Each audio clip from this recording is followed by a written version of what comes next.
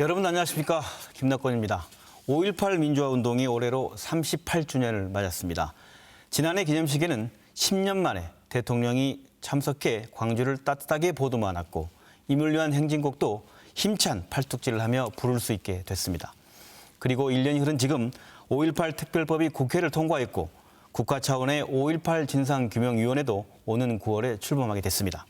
세상이 그렇게 달라졌는데도 오랜 세월 그 가해자로 지목되어 온 전두환 씨는 피해자와 목격자들의 반발을 사는 회고록을 출간하는 등 오히려 당당한 삶을 살아가고 있습니다. 38년이 지났지만 발포 명령자가 누구인지 명확한 책임자와 진상규명의 내용 등을 지목해 처벌하지 못하는 현실 답답하기만 합니다. 오늘 5.18 기획 토론은 왜 다시 전두환인가입니다. 5.18과 전두환 문제를 지금 왜 다시 거론해야 하는지 토론 시작하도록 하겠습니다. 함께 하실 분들 소개하겠습니다. 먼저 죽음을 넘어 시대의 어둠을 넘어 공동 저자인 이재의 5.18 기념재단 자료위원 나오셨습니다. 안녕하세요. 네, 다음은 국방부 5.18 특별조사위원회 조사관으로 활동한 최영주 5.18 기념재단 비상임연구원 자리하셨습니다. 반갑습니다. 네, 그리고 멀리서 오셨습니다. 박경규 경북대학교 법학연구소 연구원 자리 함께 하셨습니다. 안녕하세요. 네, 토론 시작하도록 하겠습니다. 앞서 잠깐 언급했듯이 지난해 기념식은 특히 광주 시민들에겐 여러모로 아주 감동적인 순간이었습니다. 그리고 1년이 흘렀고 올해 38주년이 됐는데 어떤 의미로 보시는지 이재 의원부터 한 말씀 해주시죠. 그렇죠. 작년 5.18 기념식 때 문재인 대통령께서 망월동에 오셔가지고 굉장히 많은 사람들의 가슴을 뭉클하게 했었죠. 저도 그 자리에 있었습니다만은 너무 이 가슴이 미어지는 듯한 그런 느낌을 받았습니다. 이것이 아마 촛불 혁명의 힘이 아닌가 저는 그런 생각을 했습니다.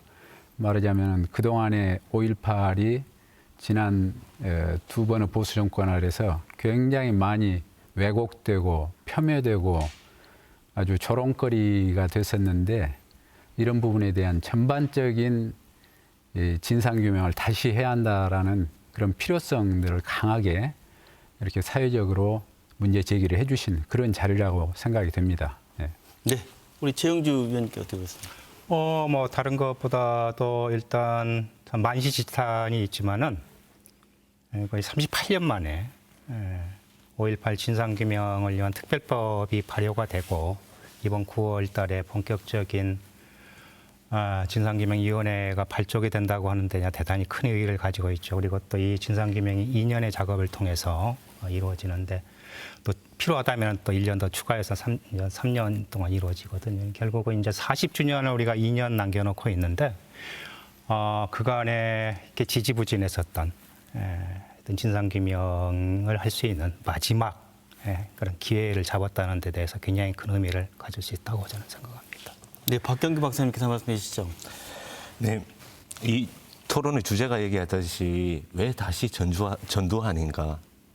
이게 거의 40년 가까이 제대로 규명되지 않고 있는 진실, 그리고 거기에 대해서 제대로 평가되지 않고 있는 법적 평가, 사법적 판단, 이것이 계속 반복되고 있기 때문에, 그리고 이것은 단지 광주 항쟁뿐만 아니라 그동안 그 이전에 있었던 그러한 역사와도 조금 비슷한 그런 면이 있고, 그렇기 때문에 이 주제가 다시 정말 중요하고, 그리고 진상규명조사위원회 설립과 함께 이것을 좀 이번엔 제대로 해야 한다는 의미에서 아주 큰 시점이라고 생각합니다. 네, 그 전두환 씨에 대한 얘기가 38년 전 5.18을 얘기하면서 지금 오늘 이 시간에 얘기되는 건 가장 가까운 얘기부터 한번 해보겠습니다. 전두환 씨가 또 가장 가까이 와 있죠. 바로 지금 이번 달 28일 날 2시 반에 광주지법에 사자 명예훼손 혐의로 지금 출두하게 되어 있습니다. 이 내용이 어떤 건지 시청자들 잘 모를 수도 있어요. 어떻게 간단히 정리 좀 해주시죠. 그게 이제 그러시기 전에 하나 여쭤보고 싶은 게 전두환 씨가 이번에 광주지법에 202호입니다. 출두할까 말까에 대해서 각자 패널들 의견 어떠신가요? 저는 건강을 이유로 출두하지 않을 것 같은데요. 어떻게 생각하십니까? 저는 건강도 건강이지만은 강력한 강제력이 있지 않고서는 그동안에 이 사람이 했던 보여줬던 행태로 봐서 쉽지는 않겠다 이런 생각을 해보고 있습니다. 네, 우리 박사님께서는 예, 출두했으면 좋겠지만은 많은 국민들의 예문과 달리 출두하지 않을 것 같습니다. 네. 그럼 어떤 내용으로 지금 출두하고 안 하느냐에 대해 시청자들이 궁금하실 텐데 전두환 회고록 문제죠? 어떻습니까? 그렇죠. 이게 이제 전두환 회고록에서 나와 있는 문제거든요. 근데 사실은 광주 항쟁의 그 10일간에 있어서 가장 그 핵심적인 그 쟁점 중에 하나가 계엄군의 헬기 동원에 의한 민간인 학살 여부입니다. 사격 여부인데 이거는 이제 전두환과 내란 세력 쪽에서는 절대 없었다라고 이제 항변을 하고 있는 사안이고요. 그런데 사실은 이 헬기 사격을 목격한 여러분들이 계십니다. 그 대표적인 분 중에 한 분이 지금은 돌아가신 조비오 신부님이신데 조비오 신부님이요? 이분이 이제 헬기 사격을 증언을 하니까 전두환 씨라고 부르겠습니다. 전두환 씨가 이제 회고록에서 있지도 않은 거짓을 이렇게 그래서 아주 악마, 사탄이라고 이렇게 부르니까 여기에서 일단 사자에 대한 명예훼손 혐의로 이쪽에서 이제 고발을 했고요. 이거를 또 이제 광주지검에서 받아들여서 형사재판으로 넘어간 그런 경우가 됩니다. 요즘 지금 저기 전두환 씨가 온다고 그러니까 전두환 씨가 무슨 광주 항쟁 새로운 어떤 그런 그 재판을 받는 것으로 오시는 분들도 착각을 하고 계시는데 그건 아니고 명예훼손에 따른 형사재판 그 일환으로 이렇게 보시면 됩니다. 한 개인에 대한 명예훼손이죠. 그렇긴 하지만 이것은 광주항쟁의 전체적인 진실규명과 관련해서 대단히 상징적인 의미를 가지고 있습니다. 왜냐하면은 30년 만에 다시 전두환 씨를 법정에 세울 수 있는 기회가 되는 것이기 때문에 대단히 중요한 의미를 가지고 있습니다. 어떻게 보시면 이재희 의원께서는? 네, 똑같은 내용인데요. 그동안에 명예훼손으로 어떤 형태로든지 간에 기소를 해보려고 그러면은 그야말로 도저히 그 명예훼손 법 자체가 굉장히 브로드해가지고 광범위하게 이렇게 넓어가지고 네. 잘 적용하기가 어려웠다고 그래요. 특정하기가 어려웠는데 이번의 경우는 분명하게 헬기 사격이 있었다라는 것이 지난해 국방부에서 특별조사를 통해서 증명이 됐지 않습니까? 그걸 근거로 해서 그걸 주장했던 사람을 이렇게 명예훼손했다. 비록 돌아가신 분이지만은 그래서 이제 그 부분이 구체적으로 검찰에 이렇게 법정에서 받아들여진 것 같습니다. 그래서 사법부에서 한번 조사를 할 필요가 있다. 지금 그런 차원에서 시작이 된 것으로 알고 있습니다. 이번 재판이 중요한 게요. 검찰에서 지난해 헬기 사격과 전투기 출격에 관한 그 진상규명 국방부 소관의 위원회가 출범해서 최종 보고서가 나왔는데 그 보고서에서 헬기 사격이 있었다라고 최종 결론을 내렸거든요. 그 결론을 내렸고 이번에 검찰이 그것을 근거로 해서 전두환 씨를 이렇게 기소를 한 겁니다. 그러니까 그 얘기는 무슨 얘기냐면은 검찰에서도 국방부의 조사 결과를 인정한 셈이 되는 것이죠. 그러니까 이거는 광주 민주화운동의 전체적인 진상규명과 관련해서 대단히 큰 의의를 법률적인 차원에서 의의를 갖는 그런 것으로 볼 수가 있습니다. 제가 조금 더 덧붙이자면 사자 명예훼손죄 같은 경우에는 허위사실 유포인 경우에만 성립됩니다. 결국 전두환 회고록에서 헬기 사격이 없었다고 주장한 게 결국 허위사실 그리고 단순히 그거는 명예훼손의 문제만 관련되는 게 아니라 결국은 그 헬기 사격이 있었느냐 없었느냐 이거는 광주 항쟁 그 당시에 어떤 일이 있었느냐 이것을 규명하는 것과 관련되니까 결국은 방금 위원님께서 얘기하신 것처럼 광주 사태에서의 진실을 어떻게 밝혀야 되고 지금 그것과 어떻게 제대로 밝혀야 한다는 문제와 결국 연관되는 것이기 때문에 단순히 명예훼손의 문제가 아니라 결국은 광주 사태에서의 진실에 관한 문제라고 그렇게 보면 되겠습니다. 예. 방금 말씀하신 것처럼 그 내용 중에 우리가 프로그램에 왜 다시 전두환인가를 얘기하는 본격적인 얘기를 한번 해보도록 하겠습니다. 가장 가까운 시점이 회고록 문제를 좀 얘기했지만 전두환 씨가 왜 이리 당당한가, 무엇이 문제인가에 대한 것들을 한번 좀 짚어봤으면 좋겠습니다. 우리 일반인들이 알고 있기에는 전두환 씨가 그 사형죄를 받아서 처벌을 받았고 모든 문제 5.18에 관련해서는 끝났다. 이렇게 알고 있는 국민도 꽤 많은 것 같아요. 어떻습니까? 그렇게 대부분 그렇게 알고 계시죠. 네. 5.18과 관련된 모든 것은 법적인 처벌도 끝났고 사면도 받았고 그런데 실제로는 5.18과 관련된 정치적인 책임은 따졌다고 사면도 받고 법적 처벌도 받고 그랬다고 할 수가 있죠. 그렇지만 실제로는 5.18이라는 것이 잘 아시다시피 굉장히 많은 그 국민들이 이렇게 죽은 것 아닙니까? 특히 광주 시민들이 이렇게 많은 사람들이 죽었는데 그 부분에 대한 구체적인 책임 같은 것은 하나도 그동안에 사법적으로 처벌이 되거나 이런 것은 아니었단 말이죠.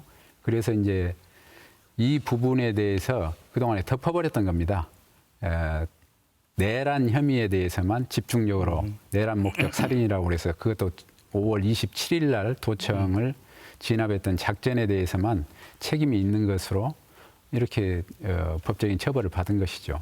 그런데 그 외에 그 이전에 일어났던 수많은 그 민간인에 대한 살상 행위들, 개인 집에까지 아무 무장도 안 돼 있는 사람들을 가서 이렇게 잡아다가 막 죽이고 이랬던 일들에 대해서는 전혀 처벌이 없었는데 이게 이제 지금 그런 것들이 안 되다 보니까 당당하게 나는 5.18에서 아무 그동안에 다 처벌을 받았지만 그런 문제는 거론도 안 됐지 않느냐 이런 식으로 말씀하신 건 1997년 대법원 판결 내용을 갖고 그렇습니다. 일반 시청자가 잘 모를 수 있죠. 좀 쪼개서 나눠서 한번 그러니까. 차근차근 얘기해 보시죠. 지금 뭐 대법원 판결 내용 다시 한번 쪼개 어떤 그러니까 말이죠. 이게 사실 그 전두환으로 대표되는 5.18 내란 세력, 우리 그때 이제 법원에 보면 내란 세력이라고 이렇게 되어 있습니다. 내란 세력은 무슨 뭐 전두환 씨가 1심에 사형받고 무기징역 받고 뭐 이래서 굉장히 중형을 받고 무슨 노태우 씨가 뭐 10몇 년을 받고 이렇게 해서 굉장히 중형을 받고 이랬는데 이 사람들이 죄를 그 벌을 받은 거는 지은자가 굉장히 많아서예요. 그 5.18로 받은 거는 거의 없습니다. 그럼 어떤 걸 받은 건가요, 정확하게? 12.12 사태에서부터 시작을 해서 5공화국이 시작하는 그 시점까지를 당시에 대법원은 내란이라고 봐서 내란이라고 하는 것은 뭐냐면은 불법적인 집단이 폭력을 이용해서 정권을 탈취하는 게 내란이거든요. 그다음에 12.12는 군사 반란입니다. 군사 반란과 내란 혐의에 의해서 저기를 받은 것이지 5.18 때 5월 18일부터 5월 27일 사이에 민간인이 167명이 죽었는데 이 부분에 대해서는 거의 재판을 처벌을 받지를 않았어요. 예를 들면 전두환은 광주에서 일어난 민간인 학살의 과정에 있어서 충분히 제대로 처벌을 받아본 적이 없습니다. 단지 지은자가 워낙 많고 오공비리도 있고 이런 것들이 뇌물도 있고 부정수수 있고 이런 것들이 있으니까 그걸로 앞에져서 저기 받은 것이지 5.18로 받지 5.18로 딱 받은 거는 말이죠. 내란 목적 살인으로 5월 27일 날 도청 진압작전에서 죽은 17명에 대한 것만 내란 목적 살인으로 인정이 되어 있는 겁니다. 그러니까 나머지는 5월 27일 날 네. 그때 당시에 17명 그렇죠. 그 시민군을 말씀하시는 거죠? 그렇죠. 이거는 일종의 교전 상태로 이렇게 보기 때문에 이것들은 전두환 일당이 내란을 완성하기 위해서 발포 명령을 내려서 살인을 한 것으로 이렇게 해서 내란 목적 살인이지만 나머지 150명에 대해서는 나머지 150명은 민간인이고 양민인데 이 양민은 왜 어떤 절차에 의해서 누가 죽였는지조차도 지금 규명이 안 돼 있는 상태입니다. 그 말씀을 그러니까 5월 27일에 한해서 네. 전두환 씨가 지금 그 내란 목적에 관련해서 그렇죠. 처벌받은 게 예. 유일한 5.18에 관련된 처벌이다. 그렇습니다. 뭐 예. 그런 내용으로 그렇습니다. 이해됩니까? 그렇습니다. 네. 어떻게 보십니까? 예, 97년 대법원 판결에서 어떻게 판단했냐 하면 대법원이 네. 검사도 기소하기로는 광주 사태에서 강경 진압한 게 광주 민주화 운동. 민주화 운동에서 예. 제가 광주 민주화 운동에서 계엄군이 강경 진압을 하면서 사람들을 살상한 행위 이게 검사도 어떤 식으로 그걸 기소했냐 하면 이것은 전두환과 주요 군 지휘자들이 정권을 잡기 위한 수단으로서 비상계엄을 하면서 비상계엄을 선포하고 비상계엄을 이용해서 만약 거기에 시위가 있으면 그 사람들도 강경 진압하면서 정권을 잡자. 그렇게 사전에 모의했었고 이것은 내란이다. 그렇죠. 그리고 내란죄라는 것은 형법에서 어떻게 규정하고 있냐면 네. 국토를 참전하거나 국헌을 문란할 목적으로 폭동한 자라고 하고 있습니다. 그래서 폭동이 있어야 되는데 폭동이라는 것은 대법원이 그때 뭐라고 판단했느냐면 폭동 내란을 하기 위한 수단으로서 행해지는 살인이나 상해나 아니면 고문이나 고물이든 이 모든 것은 폭동 행위에 해당한다. 그래서 그건 따로 다른 범죄가 성립하지 않고 쉽게 계엄군이 강경 진압하면서 시위대원들을 죽였더라도 그것은 내란죄에서 말하는 폭동이지 다른 범죄가 성립되지 않는다. 내란죄가 성립한다고 해서 한 겁니다.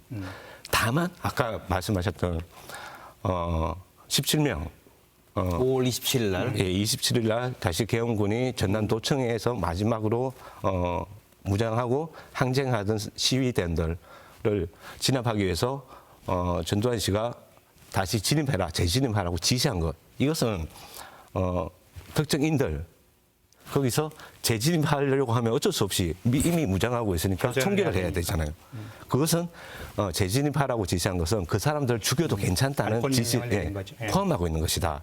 그래서 내란죄 수반에서 이루어지는 살인이나 그런 것은 폭동에 해당하지만은 아예 별도로 어떤 발포 사람을 죽이라고 한 지시가 있다면 그것은 따로 내란 목적 살인죄가 성립한다고 해서 그 강주 재진입 작전에서 있었던 17명의 살인에 대해서만 내란 목적 살인죄가 별도로 성립된다고 한 겁니다. 여기서 그러면 강경 진압하면서 그 이전에 재진입 작전 이전에 사망한 사람들 같은 경우는 그냥 폭동에 흡수된다고 해버렸으니까. 그렇지. 5월 18일부터 26일까지 말씀하신 그렇죠. 거죠. 그렇죠. 네, 네. 예, 예. 그거는 내란죄로 평가한 것이지. 예, 그렇죠. 예. 국가기관이나 국가유수자 조직이 민간인들을 죽인 행위, 집단 대량으로 죽인 행위에 대한 평가가 이루어졌느냐? 다시 정리해 본다면 이제 전두환 씨가 지금 처벌받은 내용이라 하는 것은 12.12 그렇죠. 또 포함해서 5.17까지 그 5.17. 내란과 관련된 부분에서의 법적인 국가적인 부분에 처벌을 받은 것 뿐이지 내란과 군사반란. 5.18 관련해서 없다, 거의 없다라는 그렇게 지금 정리해도 되겠습니까? 한 말씀 해주시면. 네. 그러니까 이제 그 배경에는 전문가들 사이에서 여러 가지 견해가 있는 것 같아요. 그런데 이런 의견들이 상당히 중요하게 작용을 하고 있는 것 같습니다. 말하자면은 12.12 5.18 재판은 95년도에서부터 97년도 사이에 있었던 이것은 사실상 국가의 입장에서 국가의 이익을 침해했느냐 안 했느냐가 유일한 판단 기준이 됐다는 겁니다. 네. 실제로 국가를 구성하고 있는 국민들, 이 국민들의 이익이 침해됐느냐 안 됐느냐 이 관점에서 전혀 따지질 않았었다는 국민 것이죠. 개개인에 대한. 그렇죠. 예. 국가라는 게 국민이 먼저 있고 나서 국가가 있는 거 아닙니까? 그렇죠. 그러니까 국가의 이익이 침해됐다. 이 12.12 군사반란의 경우는 명백하게 국방 시스템을 붕괴를 시켜버린 것이거든요. 불법적으로. 그렇기 때문에 그 부분에 대해서는 굉장히 가혹할 정도로 세게 처벌을 한 겁니다. 그런데 5.18의 경우는 이미 이 사람들이 실권을 뒤에서 장악을 하고 대통령에게 합법적인 절차를 통해서 한 것처럼 국가의 기구를 활용을 해서 여기를 이제 탄압을 했던 것이죠.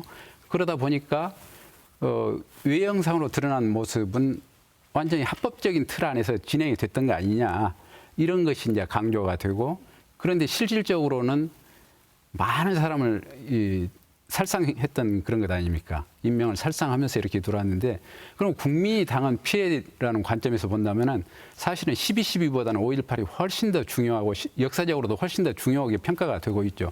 그런데 그 부분에 대해서 실체적인 진실이나 처벌 이런 것들은 거의 아까 그런 관점을 그때 검찰이 취했기 때문에 검찰이나 재판부가 그런 입장을 취했기 때문에 철저한 처벌이 안 이루어졌다는 것입니다. 그럼 이런 것들 때문에 지금 전두환 씨가 왜 이리 당당한 거냐는 질문에 답이 되겠습니까? 그렇죠. 자기는 대법원의 판결 과정에서 궁극적으로 5.18에서 이루어진 수많은 민간인 학살과 반인륜 범죄, 불법 감금, 폭력, 살인, 시체 유기, 암매장 같은 이런 것들에 대해서 실질적으로 면죄부를 받았다고 본 거예요. 면죄를 받았다고 본 거고, 법적으로 면죄를 그렇죠. 받았다. 법적으로 네. 면죄부를 받았다고 본 거죠. 왜냐하면 법원에서 그것을 판단을 하지 않았기 때문에. 무죄다 유죄다를 떠나서 그걸 판단하지 않았어요. 않았기 때문에 뭐 나는 그렇게 됐는데 그렇기 때문에 회고록에서 지금도 끊임없이 5.18은 폭동이다. 교도소를 불순분자들이 교도소를 불순한 의도를 가지고 좌익사범을 탈출시키기 위해서 습격을 했다. 5회, 6회에 걸쳐서 이렇게 지금 이야기를 하고 있는 것이죠. 그리고 우리는 거기에 대해서 정정당당하게 국가기관으로서 국가의 보안시설을 지켰다라고 보는 거예요. 그러니까 그 사람들은 전두환 씨는 그 사람들은 저쪽에서는 실질적으로 폭도가 되는 것이죠. 예. 그쪽이 폭도가 되는 것이고 당연히 우리는 그 폭도를 진압을 해서 국가를 지켜야 될 그런 의무가 있었다라고 그렇게 본 거고 대법원도 그 부분에 대해서는 그렇게 인정을 했다라고 지금 본 거예요. 네. 자, 그럼 이렇게 이 당당한 부분에 관련해서 해법은 없는 겁니까? 박 박사님 어떻습니까? 제가 보기에는 다시 기소할 수 있다고 생각됩니다. 아까 앞에서 얘기한 거에서 조금 명확히 하기 위해서 덧붙이자면 네네. 그 97년도 대법원 판결에서 일단 12.12 사태의 경우에는 12.12 이거 사태? 예. 반란죄가 성립하고 그리고 내란죄, 쉽게 광주 민주화 운동과 관련해서 내란죄가 성립한다고 했는데 거기서도 내란죄 성립한다고 한 행위는 광주 민주화 운동의 강경 진압뿐만 아니라 그 이전에 있었던 뭐냐면 비상계엄 선포. 그렇지. 당시의 대통령을 강압해가지고 비상계엄을 선포한 것 이게 이미 폭동에 해당한다고 했습니다. 이것뿐만 아니라 뭐냐면은 계엄군을 이용해서 시위대원들을 강경 진압하면서 사상하고 불법 체포하고 했던 거 이것도 그러면 비상계엄과 함께하는 내란죄에서 말하는 폭동에 흡수된다고 해버렸으니까 한마디로 비상계엄만으로도 하고 비상계엄 선포하면서 관련 국무위원들이나 그런 사람들 강압하고 한 것만으로도 이미 폭동에 해당하는데 거기에 그냥 폭동에 시위대원들을 강경 진압하면서 시위대원들을 사상케 한 것도 흡수된다고 했다면 사실상 제가 보기에는 시위대원들을 사상한 행위는 제대로 평가되지 않았다, 법적으로. 평가되지 않았다고 보여지고, 지금 앞에서도 얘기가 조금 나왔지만은, 그 당시 대법원 판결은 이 행위는 그냥 내란죄의 폭동에 흡수된다고 하는데, 이미 20세기 초반부터 뭐냐면 국가조직이나 국가기관이 민간인을 사상케 하는, 살해하는 거나 고문하거나 아니면 강제 추방하거나 이런 문제. 쉽게 민간인들을 체계적으로 또는 강범위하게 공격하는 행위.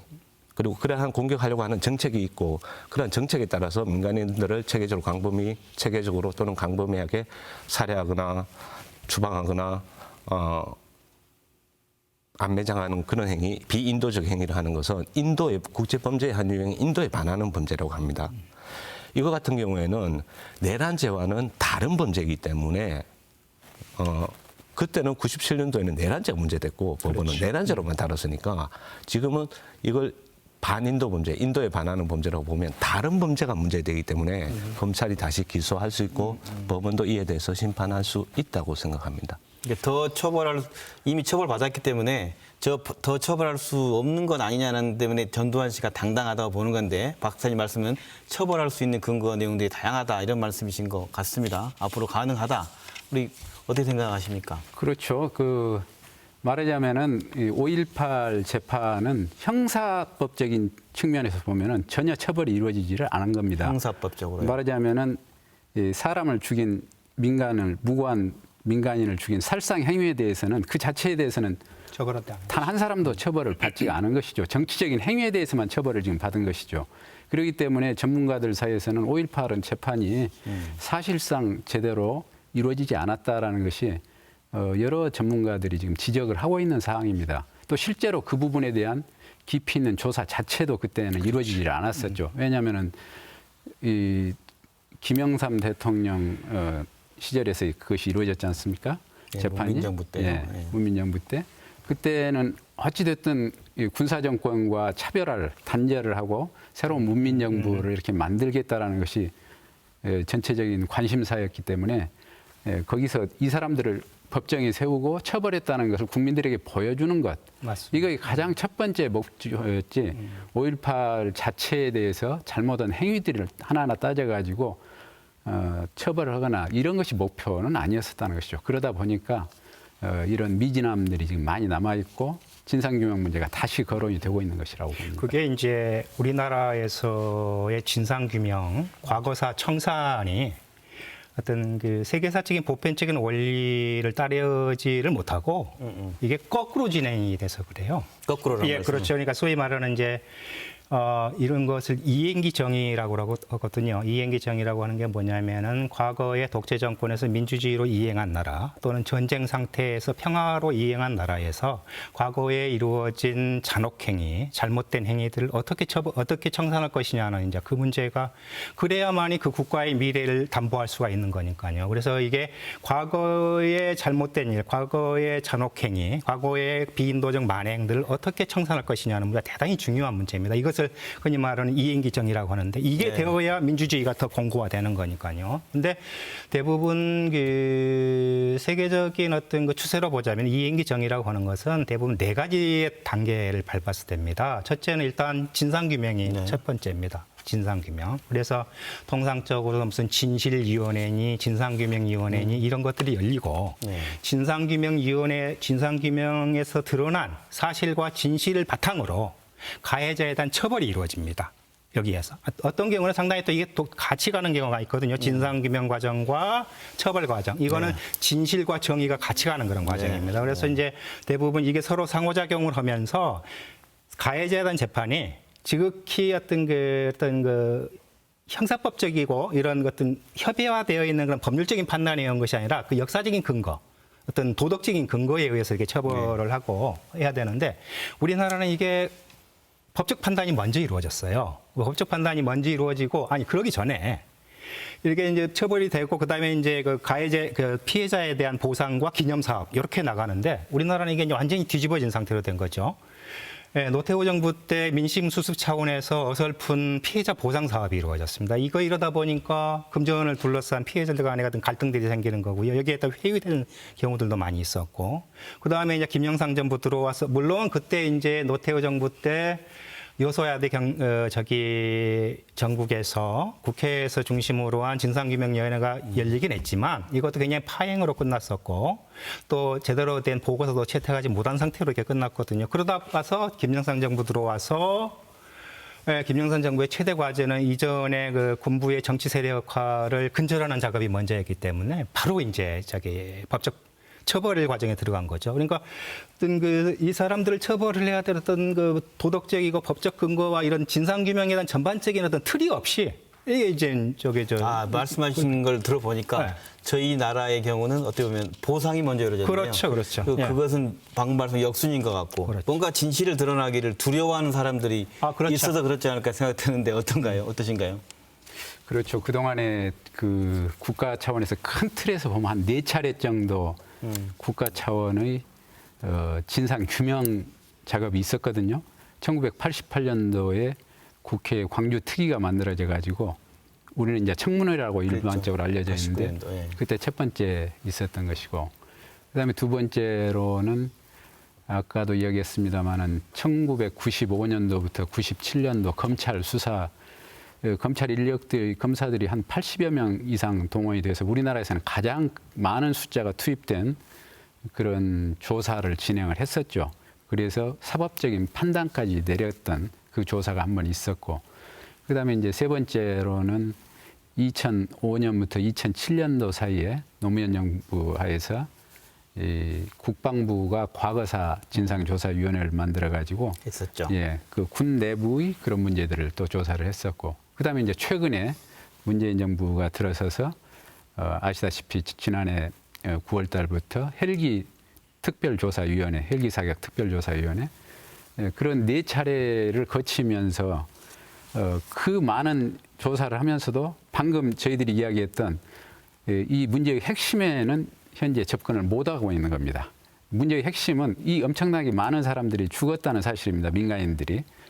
그리고 그것도 민주화운동 과정에서 이렇게 죽었다는 것인데 그런 부분에 대한 법적 책임을 물을 수 있는 이런 부분들에 대한 조사가 전혀 없다가 보니까 처벌도 당연히 없었죠.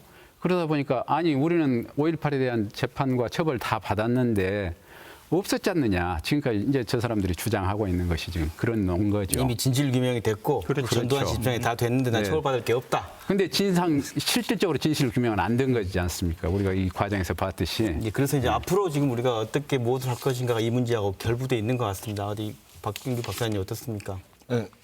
97년도 대법원 판결이 있고 난 뒤에 근데 그때부터 그때 그 당시에도 그래 그 이전에 기소부터 시작해서 뭐 5.18 그때 특별법 제정과 관련해서 많이 다뤄지고 했던 것은 과연 뭐 이른바 성공한 구테타를 처벌할 수 있는가라는 문제 아니면 이미 공소시효가 완성된 지난 그런 범죄를 처벌할 수 있는가라는 문제 그때부터 문제가 됐었지만은 어쨌든 97년도 대법원 판결에서 그때 기소하면서 처벌을 했습니다. 처벌을 했고 그때 그 처벌의 판결이 있고 난 뒤에 또 다른 문제가 발생했는데 그때 문제는 뭐냐면 형법의 일반 원칙 중에 형사법의 일반 원칙 중에 하나가 뭐냐면 이미 법원이 한번 다룬 사건 같은 경우에는 그 동일한 범죄와로는 다시 처벌하지 못한다는 원칙이 있습니다. 네. 이걸 보고 일사불재의 원칙이라고 합니다. 이미 강주 민주화 혼돈과 민주화 항쟁과 관련돼서 법원 판결이 있었으니까 제대로 그게 평가되고 하지는 못했지만은 판결이 있으니까 여기에 대해서 또 그래서 97년도 판결에서 대법원이 쉽게 시위대원들을 죽이고 하는 한 얘기는 모두 다 폭동에 해당한다라고 하니까 아무리 다른 추가적인 어떤 범죄 사실이나 드러나더라고 해도 그건 다 폭동에 해당해 버리니까 다른 범죄가 될 수 없는 겁니다. 다른 범죄 쉽게 다른 사람을 죽이든가 고문하든가 아니면은 성범죄 강간을 하든가 그런 거 드러난다고 하더라도 마찬가지로 폭동에 해당해 버리니까 이미 판결이 있었던 사안에 대해서 다시 기소해야 하는 그런 경우가 되니까 형법적으로 보면 우리가 아무리 잔혹한 범죄를 저지른 사람이고 뭐하고 하더라도 똑같은 범죄를 처벌할 수 없다. 그렇지만 네. 어떻게 해야 되는 걸 그러니까 이 상황에서. 그 원칙 깨뜨릴 수 없으니까 그 이후에서는 사실 제대로 진상규명에 관한 논의나 다시 처벌할 수 있는가라는 문제가 거의 제대로 논의가 되지 않게 돼버린 겁니다. 근데 이거를 이러한 논의 쉽게 다시 처벌할 수 없다. 일사부재의 원칙에 의해서 다시 처벌할 수 없다는 기본 바탕에는 뭐냐면 이 강주 민주화 항쟁 과정에서 발생한 사상이나 이런 것들을 일반 우리 국내 범죄상의 어떤 내란죄나 아니면 내란 목적 살인죄 그렇게 이해하면 같은 범죄니까 다시 기소할 수가 없죠. 네. 근데 이게 내란죄나 내란 목적 살인죄와 완전히 다른 성립 요건이나 그런 것도 다르고 범죄 성격이 다른 국제 범죄로 이해하면은 쉽게 인도에 반하는 범죄라고 이해를 하면 다른 범죄가 문제되니까 이미 다른 한 사안이지만 그 사안과 사실관계도 조금 다를 뿐만 아니라 다른 범죄가 문제되니까 검찰도 기소할 수 있고 법원도 판단할 수 있다는 겁니다. 근데 기소할 수 있다. 다른 내용으로 할 수 있다. 그런 말씀이신 거로. 네. 그렇습니다. 네. 그런 측면을 봤을 때 지금 현재 5.18 특별법 제정하고 지금 진상규명위원회인데 우리가 보면 5.18 특별법 굉장히 많았던 것 같아요. 이번 특별법이 좀 다릅니까? 어떻게 뭐가 다릅니까? 이번 다르죠. 어떻게 다릅니까? 이제까지 5.18에 관한 특별법은 여러 개가 있었어요. 근데 사실은 이게 전부 보상에 관한 법률이지. 명예회복과 보상. 그렇죠. 명예훼손과 보상에 관한 법. 그다음에 공소 요건이 끝난 저기에 대한 어떤 형사를 다시 하기 위해서 만든 특별법이었지. 광주 민주화 운동의 전 과정의 진상을 항구적인 기구를 통해서 제대로 조사해야 한다라고 하는 그런 법적 근거가 이제 하나도 없었습니다. 없었던 거죠. 그래서 이제 이번에 된 것은 특별법은 진상규명 38년이 지났는데 네. 38년이 지났는데 진상규명 특별법이 처음 만들어진 거예요. 그러면 아까 말씀하신 거꾸로 된 보상 그렇죠, 보상 문제하고 그렇죠. 진상규명 네. 안 되는 건데 그걸 처음으로 해본 이 특별법인 그러니까는 겁니까? 이 법이 사실은 맨 처음에 만들어져서 하는 법인데 이게 좀 거꾸로 된 거예요. 그러니까 진상규명 특별법은 처음입니다. 그렇습니까? 진상규명 특별법이라고 이름이 타이틀이 진상규명에 관한 특별법은 처음 만들어진 것이죠. 그 이전에는 아까도 말씀했던 것처럼 보상에 관한 내우에 법. 관한 법률, 보상에 관한 법률, 뭐 시효에 관한 법률 이런 것들이었었죠. 그래서 이게 거꾸로 돼도 완전히 거꾸로 돼가지고 실질적으로 진상규명이 본격적으로 되는 것은 법적인 토대 하에서 법적인 바탕 위에서 진상규명을 할 수 있는 것은 이번이 처음 본격적으로 시작되는 것이라고 보시면 됩니다. 여기에서 만약에 진실이 나오고 여러 가지 그 사실이 나온다면 아까 박사님 말씀하신 것처럼 새롭게 처벌할 수 있는 근거도 마련될 수 있는 거겠네요. 예, 이번 특별법의 가장 중요한 점은 뭐냐면 진상규명위원회에서 조사 과정을 통해서 스스로 사실이 진상규명되고 사실이 밝혀졌을 때 범죄 혐의가 있다면 뭐냐면 수사기관 또는 검찰총장한테 이거를 수사해달라고 네, 고발하고 맞습니다. 의뢰를 할 수가 있습니다. 의뢰할 수 있습니다. 네. 이게 가장 중요한 점인데 뭐냐면 아까 제가 이걸 강주 민주화 항쟁 과정에서 발생한 어떤 사상이나 그런 것들을 인도에 반하는 범죄로 보면은 일사부재의 원칙에 걸리지 않을 수 있다. 위반되지 않을 수 있다. 그렇게 볼 수 있다고 했는데 그렇게 본다고 하더라도 하나의 문제가 뭐냐 하면은 80년 이 일이 있었던 것은 1980년쯤입니다. 1980년쯤에 우리나라 법 어디에도 뭐냐 쉽게 인도에 반하는 범죄나 이런 것들을 처벌한다는 규정이 없습니다. 지금은 있습니다. 2007년도 이후에 국제형사재판소 관할 범죄의 처벌 등에 관한 법률이라고 해서 쉽게 뭐 제노사이드나 아니면은 인도에 반하는 범죄, 전쟁 범죄 이런 국제 범죄를 처벌하는 규정이 있는데 1980년 당시에 없었고 그러면 범죄를 어떤 행위를 범죄로 처벌하려고 하면 그 행위가 있었을 당시에 그것을 그러한 범죄로 처벌한다는 규정이 있어야만 합니다. 그 규정이 80년도에 없었으니까 인도에 반하는 범죄를 처벌한다는 게 이걸 만약 지금 와서 다시 기소해서 처벌한다고 하면 이른바 소급표 금지 원칙에 위반된다는 문제가 발생하게 되는 겁니다. 그런 문제는 어떻게 처벌을 해야죠? 근데 우리 헌법에서 6조에서 뭐라고 규정하고 있냐면 일반적으로 성인된 국제법규 같은 경우에는 국제법규는 국내법과 같은 효력을 가진다고 합니다. 그래서 헌법학자 대다수들, 국제법학자 대다수들이 일반적으로 성인된 국제법규라는 것은 국제간섭법을 의미한다고 하는데 국제법학계 등에서 국제형법학계에서 뭐라고 얘기를 하느냐면 국제범죄, 인도에 반하는 범죄 등을 처벌하는 것은 이거는 처벌된다는 것은 2차 쉽게 나치 유태인 학살 등 해서 2차 대전 당시에 범해졌던 국제 범죄들을 처벌했었고 그때 이후로는 학과에게 이게 간섭법으로 확립되었다는 게 다수 입장입니다. 그렇다면 적어도 1980년 당시에 우리나라 법에는 명문 규정은 없었지만 그게 국제 간섭법으로 국제 범죄가 처벌된다. 하는 게 국제간섭법이었다면 그건 우리나라 법처럼 효력이 있는 거고 그때 명문 규정이 없었더라도 그것을 지금 처벌할 수 있다는데 네. 위반하지 않는다는 겁니다. 근데 아까 제가 이게 진상규명위원회와 관련해서 중요하다고 했던 게 이렇게 좀 법을 해석하는 것은 형사법학에서 사실 좀 일부 학자들입니다. 소수 개인. 네네. 그러면은 이전에 전두환 씨를 기소할 때에도 시효 소멸에 관한 특별법을 만들어서 기소를 했거든요. 그런 법적 절차, 그런 특별법에 의한 그런 처벌은 불가능하나요? 특별법이 새로운 법적 근거를 만들어서 새로운 법적 근거를 만든다고 했을 때 문제는 그러니까 그 당시에 처벌 법규가 있었느냐. 소급해서 처벌을 할 수 없다는 게 바로 이 말입니다. 새로운 지금에서야 국제범죄를 처벌한다는 규정을 만들었는데 지금 이 인도에 반하는 범죄는 80년에 있었잖아요. 그렇죠. 네. 지금 만들어서 그걸 처벌해서는 안 된다는 게 소급금지 원칙이거든요. 근데 제가 말하는 이거 지금 처벌해서 지금 규정 만들어서 처벌하더라도 소급금지 원칙에 반하지 않는다고 해석하는 소수 학자들은 근거는 뭐냐면 이거 그 당시에 국제간섭법으로 처벌된다고 보기 때문에 이미 가압에서는 인정되었던 거다. 그래서 명문 규정 그 당시에 명문 규정 없었더라도 소급금지 안 된다. 소급금지가 아니라 이미 그 당시에도 처벌성이 인정되었던 거다. 그렇게 해석하는 거고 이게 소수 학자들 견해고 다수 학자들 아니면은 다수 학자라기보다는 우리나라의 사법부에 있는 법관들은 아까 말했던 명문 규정 없다면은 처벌할 수 없다.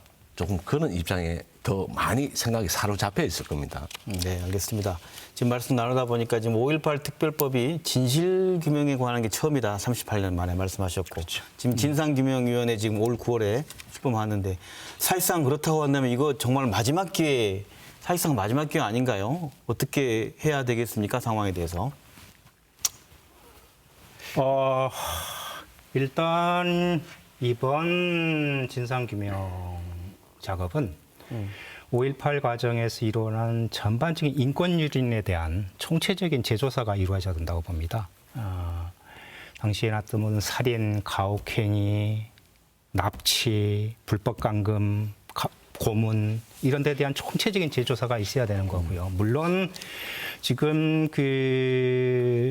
가장 중요한 게 이제 발포 명령자를 찾는 작업이죠. 발포 명령자를 찾는 작업은 사실은 이게 내란 목적 살인죄의 성립 여부하고 대단히 크게 관련이 되어 있는 거기 때문에 어떤 형태로든지 발포 명령자는 반드시 규명을 좀 해야 될 거고요.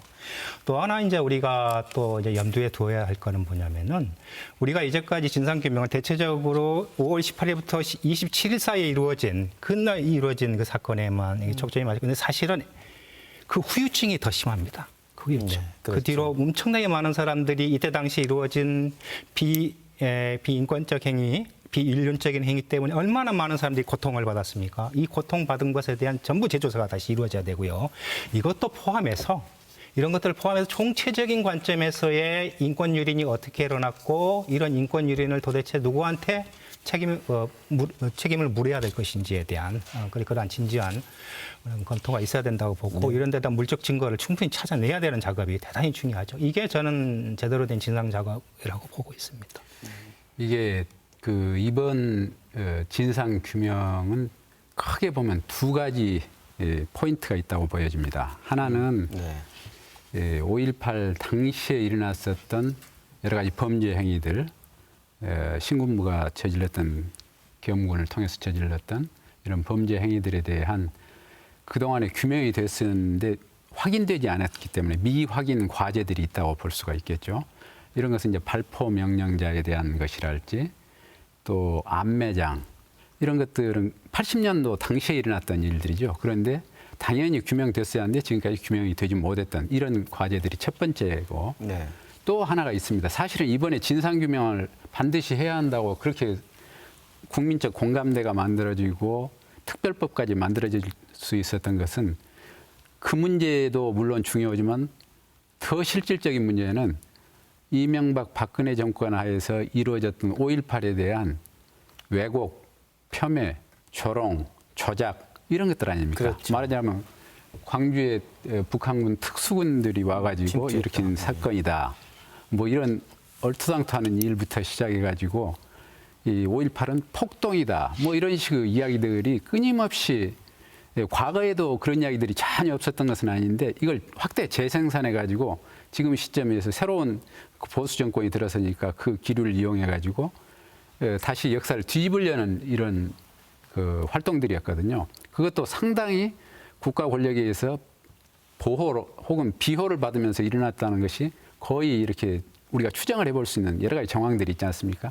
이 부분에 대한 조사가 어떻게 보면 가장 본격적으로 이루어져야 한다고 봅니다. 말하자면 이것은 이제 공권력이 아주 기획적으로 조작을 한 것이죠. 5.18의 성격을 조작을 해버리기 위해서 이런 왜곡 조작 이런 것들을 집중적으로 이렇게 차원을 두 개로 이렇게 나눠서 위원회도 아마 소위원회 같은 것을 구성해가지고 별도로 이렇게 나눠서 조사를 해야 한다고 봅니다. 특히 후자의 경우는 어떻게 해서 5.18 왜곡들이 이루어졌는가에 대한 역사적인 추적들을 좀 할 필요가 있어요. 5.18 당시에는 작전을 했던 사람들이 자기들에게 나중에 불리할 것 같은 발표 상황 같은 거 다 빼버린단 말이죠. 문서에서 전투상보나 이런 데서. 그리고 88년도에 일어났던 국회 청문회에서는 어떻게든지 이 발포 명령자만 드러나지 않으면 된다 해가지고 아주 총체적인 힘을 다해가지고 이걸 방어하는 데 주력을 했단 말이죠. 그리고 그 청문회에서 굳어졌던 프레임이 있는데 이 청문회 프레임이 발포 명령자를 드러내지 않는 겁니다. 이것이 재판 과정에서도 그대로 받아들여져 버린 겁니다. 그 자위권으로 자유권 논리가 먹혀 들어가고. 근데 실제로 이건 자유권 논리는 우리가 보기에는 허구입니다. 실제로 발포를 했고 그 명령 없이 그 많은 사람들이 총을 쏠 수가 없죠. 아무리 자유권이라고 해도 그런 상황은 있을 수가 없는 것인데 그 부분에 대해서 이번에 이제 조사를 해나가는 것이 가장 큰 문제겠죠. 그래서 이 이후에 일어났던 특히 이제 그 이명박 박근혜 정권 하에서 일어났던 것은 그야말로 적폐청산 차원에서 이게 진상 규명이 이루어져야 한다고 생각이 됩니다. 그래서 그 많은 사람들이 5.18과 관련된 진실을 이야기를 하려고 그러면은 실제로 많은 피해들을 입었었단 말이죠. 대표적으로 아까 조비오 신문위원 같은 경우도 그러고 또 돌아가신 분들에 대한 아주 명예훼손도 많고 또 진실을 규명해야겠다고 이렇게 주장하는 사람들에 대한 이런 핍박도 굉장히 많았습니다. 그래서 그런 부분들이 체계적으로 좀 조사가 돼야 한다. 그래가지고 왜 이 사람들이 이렇게 왜곡을 하고 했었는가, 의도부터 구체적인 어떤 과정을 통해서 이런 일이 있었는가, 이런 것들이 알겠습니다. 밝혀져야 한다고 봅니다. 네, 박경기 박사님께서도 이제 한 말씀 해주시죠. 이렇게 일단 진상 규명이 제대로 이루어지면은 쉽게 97년도 판결에서 문제됐던 것은 사망하고 사상만이 문제되었습니다. 시위대원들에 대한 주로. 다른 안매장이라든가 행불자라든가 아니면 최근에 또 문제되고 있는 성범죄나 그런 것들에 대해서는 거의 다뤄지지 않았습니다. 그리고 이런 것들이 더 드러난 다음에 이거는 쉽게 인도에 반하는 범죄를 근거 지우는 더 추가적인 근거 자료가 되고 증거가 되는 거기 때문에 쉽게 충분히 반인도 범죄가 성립한다는 더 많은 증거가 제시되는 거기 때문에 검찰이 더 기소할 수가 있는 겁니다. 그리고 이 진상규명위원회가 중요한 이유는 아까 말했듯이 조사를 하고 난 다음에 검찰에 이렇게 수사해달라고 의뢰하고 하면은 단순히 국가 차원의 진상규명위원회가 없었을 때 아까 조금 뭐냐면은 이것을 지금까지는 내란죄나 그런 범죄를 보니까 부재리 원죄나 여기에 걸려서 다시 기소할 수 없다. 그런 입장이 조금 법관들이나 그런 사람들이 많았는데 인도에 반하는 범죄로 보면은 충분히 다시 기소할 수 있는 가능성이 없는 것은 아니니까 진상규명위원회가 일단은 이것을 인도에 반하는 범죄로 접근해야 되고 그리고 근거 자료 진상규명하면서 관련 범죄 사실 더 모아서 수사를 의뢰한다면 간접적으로 이거를 검찰에 기소할 수 있는 강제가 된다고 저는 생각하기에 중요하다고 봅니다. 해외 사례가 있습니다.